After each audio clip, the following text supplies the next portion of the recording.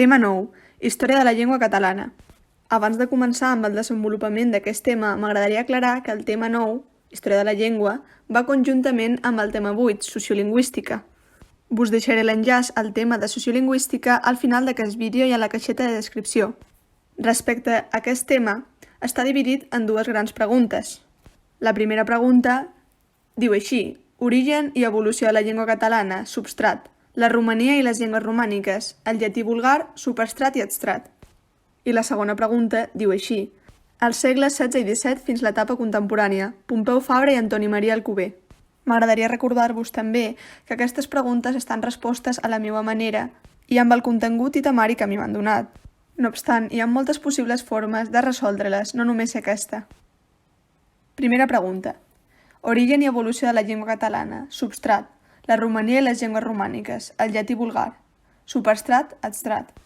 El català forma part de la família lingüística indoeuropea.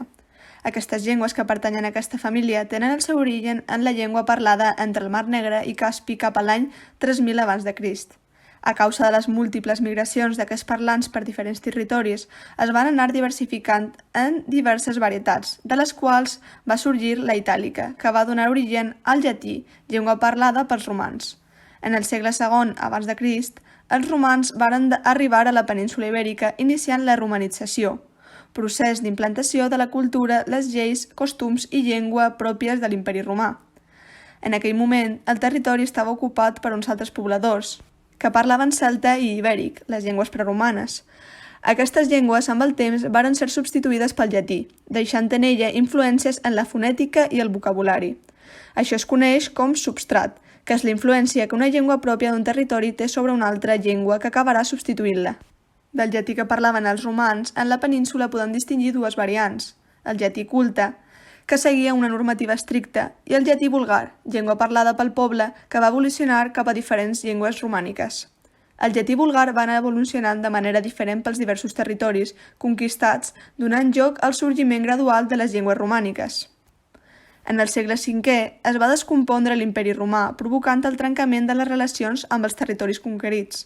Cap a finals del segle VIII o principis del IX, el llatí es va fragmentar en diversos dialectes.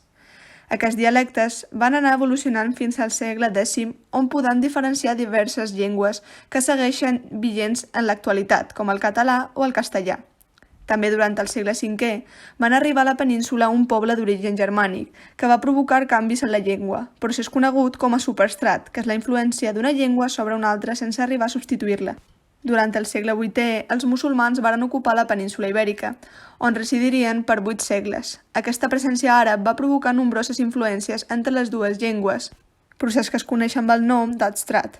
Així doncs, l'adstrat és la influència mútua entre dues llengües veïnes durant un període de temps determinat.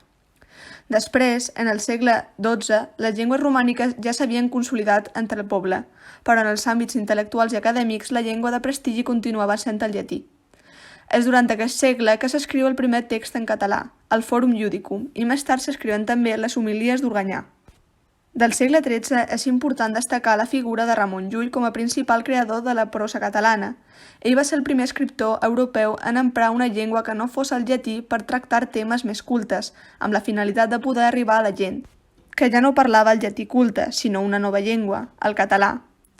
Llull realitza una important tasca de creació lèxica i d'introducció de neologismes en la llengua catalana a partir de la derivació i a partir dels seus coneixements de llatí i àrab. Gràcies a això va aconseguir situar la llengua catalana en un estat de maduresa. Durant el segle XIV, amb la consolidació de la corona aragonesa, es va dur a terme una política expansionista que va tenir com a resultat la consolidació de la llengua catalana com un element molt important de cohesió cultural i política dels territoris de parla catalana. Així, entre els segles XIII i XIV, el català va adquirir una gran extensió política i geogràfica. Es va estendre pel Regne de València, les Illes Balears, Sicília, Sardenya, Nàpols, etc. A finals del segle XIV i al llarg del segle XV, la llengua catalana viu un període de plenitud, gràcies a la seva condició com llengua unitària i a la seva consolidació en tots els àmbits i usos. Aquest esdevendran els segles d'or de la llengua. Aquest període s'inicia amb l'humanista Bernat Metge i finalitza amb la mort de l'escriptor Ruiz de Corella. El sorgiment de la Cancelleria Reial, un organisme burocràtic format per escriptors, secretaris i protonotaris que s'encarregaven d'escriure tots els documents amb les 3 llengües oficials, va ser un factor clau per la unitat de la llengua catalana, pel fet que estaven escrits amb estàndard, comprensible per tots els parlats, independentment dels territoris. Segona pregunta. Dels segles XVI-XVII fins a l'etapa contemporània, Pompeu Fabra i Antoni Maria Alcover. A causa de la unió definitiva de la Corona d'Aragó al projecte de monarquia unitària impulsat pels Reis Catòlics, el poder econòmic, cultural i polític es traslladà al centre de la península i això provocà un retrocés en el procés d'expansió de la llengua catalana que va tenir com a conseqüència la castellanització dels sectors més influents de la població, l'aristocràcia i les classes benestants, que van substituir progressivament el català pel castellà. Tot aquest nou panorama va portar a una crisi de confiança en la llengua i l'empobriment de la literatura catalana, que passa a un segon pla. Aquesta situació es va agreujar amb la Guerra de Successió i la promulgació dels decrets de nova planta, que van centralitzar el país i van provocar una profunda crisi en la qual es va efectuar una descatalanització i aïllament de la llengua. Aquests decrets van provocar amb el temps una situació de bilingüisme i diglòssia entre la població dels territoris de parla catalana. Després d'uns anys de crisi de la llengua i pobresa literària, es va iniciar una proposta per retornar al català el prestigi que havia perdut, coneguda com la Renaixença, que es va dur entre 1830 i 1880. Aquesta es va iniciar amb Aribau i la seva obra Oda a la Pàtria, en la qual elogiava la llengua catalana i la seva pàtria. Aquest període històric va estar marcat per intel·lectuals i escriptors burgesos que tenien l'objectiu de desenvolupar i augmentar la consciència nacional catalana. En 1841, Rubió i Ors va proposar la recollida i fixació de la cultura catalana oral per escrit, la reconstrucció de la història de l'edat mitjana, la normativització de la llengua, la potenciació de les institucions existents i la creació de noves, la creació de la literatura en tots els gèneres i la creació d'editorials i premsa en català. El punt més àlgid de la Renaixença va ser l'any 1877, amb la victòria de Verdaguer i Guimerà en els Jocs Florals. Gràcies a aquesta iniciativa es va anar produint un augment progressiu del catalanisme polític. Van augmentant sistemàticament les reivindicacions de normativització lingüística en català en altres àmbits d'ús. Les reivindicacions van tenir com a màxim exponent el Memorial de Greuges, en el que es presentava la subordinació del català sota el castellà. Entre 1890 i 1892, un grup d'intel·lectuals agrupats en la revista L'Avenç va iniciar una campanya d'opinió pública sobre la normativització de la llengua.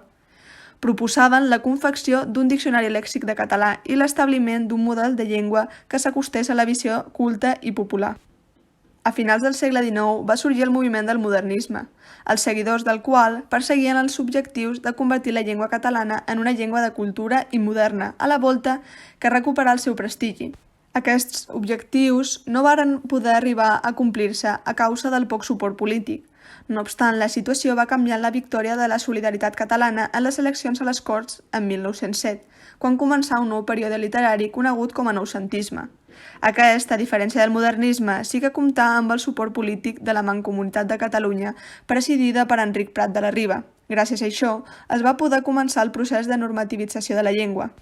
En el procés de normativització del català és de gran rellevància la celebració del primer Congrés Internacional de la Llengua Catalana l'any 1906, organitzada per Antoni Maria Alcover.